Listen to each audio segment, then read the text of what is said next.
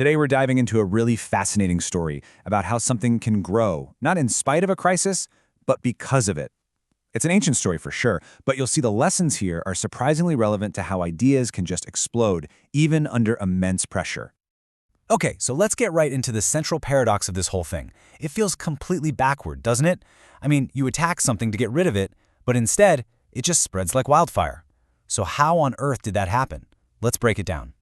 So where does our story kick off? Not with some big victory, but with an absolute disaster. We're talking about a brand new movement in Jerusalem, and it gets hit with a catastrophe. And this wasn't some slow fizzle out. No, it was a sudden, violent, full-on explosion of opposition. And I want to be clear, this was not just a minor hiccup. This was a real, we might not survive this kind of threat.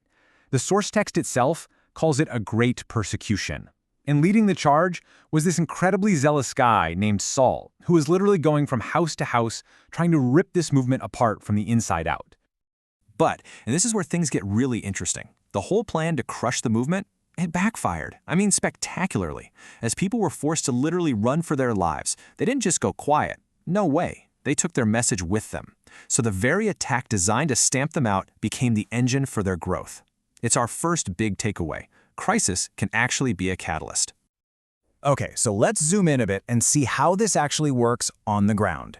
We're going to follow one of these people who got scattered, a man named Philip, and what's wild is he doesn't just hide out.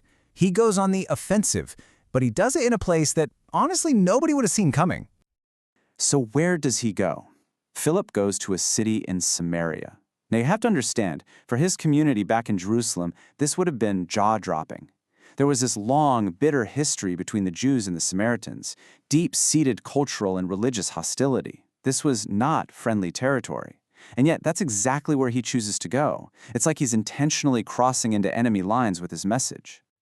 And what happens when he gets there? Well, it's not just about what he says. His words are backed up by these unbelievable events that grab the whole city's attention. The text talks about healings, people who were paralyzed walking again, things so dramatic that everyone, and I mean everyone, started paying very close attention to what this guy had to say. The impact was, well, it was totally transformative. Just think about it for a second. This is a city that the people in Jerusalem pretty much despised. And now, all of a sudden, it's experiencing this incredible wave of hope and healing. The entire vibe of the city just flips. The text says there was great joy there. Amazing, right? But, success like that doesn't fly under the radar. It catches the eye of someone else, a very different kind of powerful figure who was already a big deal in that city. And this is where we get a really fascinating showdown. Yeah, so look at this contrast. It's fascinating. On one side, you've got Simon the sorcerer. This guy made his name with magic tricks, and he went around boasting about how he was someone great. His whole brand was about himself. Then you have Philip. The power he had didn't point to himself at all. It pointed away, to a message about someone else. And at first you'd think, wow, total win. Because even Simon, the local celebrity magician, is so completely blown away by what he's seeing that he gets baptized. He starts following Philip everywhere, just stunned by the real power he's witnessing. But then, a couple of the head guys, Peter and John, show up from Jerusalem. And that's when Simon's real motivation comes bubbling to the surface. He doesn't see their spiritual authority as something based on faith. To him, it's just a better, more powerful version of magic, and it's something he thinks he can buy to boost his own brand. Peter's reaction is immediate and harsh. There's no negotiation. He draws this incredibly firm line in the sand. He tells Simon that genuine faith is a gift of God, not something you can add to your shopping cart. It's this powerful moment that completely rejects the idea that you can buy spiritual power. Okay, so after that really intense showdown in the middle of a city, the story just pivots again, completely out of the blue. The cameras, so to speak, zooms right back in on Philip, and he gets sent on what seems like a totally bizarre mission. So Philip gets these two kind of cryptic instructions. First, an angel tells him, hey, go south to this specific desert road. A place you'd expect to be totally empty. Then, as a chariot comes along, the Spirit tells him, go up to that chariot and stay near it. That's it. No why, no explanation, just go. And who's in the chariot on this random desert road? A super high-ranking official from another country. This isn't just some guy on a trip. He's the treasurer for the Queen of Ethiopia. So we're talking about a powerful, wealthy, educated man from a far-off land who's clearly on some kind of spiritual quest. And this is where the whole story really comes to a head. A one-on-one conversation on a dusty road is about to have massive global consequences. The movement is literally about to go international.